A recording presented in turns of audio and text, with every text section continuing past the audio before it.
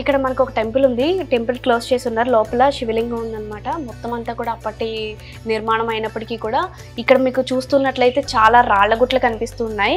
ఈ రాళ్ళు అనేవి కూడా ఎందుకు ఉన్నాయి అని అంటే, ఇలా పైన చూస్తే ఇక్కడ హోల్ కనిపిస్తుందా, అలాగే దానికి కింద భాగంలోనే ఒక హోల్ ఉంటుంది అనమాట. అందరూ ఇక్కడికి వచ్చే భక్తులు ఎలా నమ్ముతారు అంటే, ఈ హోల్ దగ్గర పెట్టి రాయి ఇలా వదిలితే ఆ కన్నంలో పడింది అని అంటే భక్తుల కోరికలు నెరవేరుతాయి.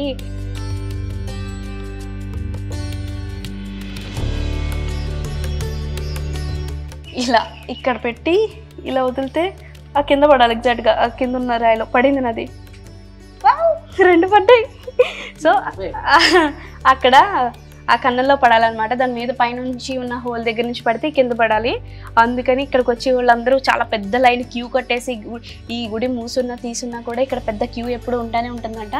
ఇక్కడికి వచ్చే వాళ్ళు నమ్మకం అని ఏంటి అని అంటే, రాయి అలా పడితే మనం కోరికలు నెరవేరుతాయని చాలా గట్టిగా నమ్ముతారు.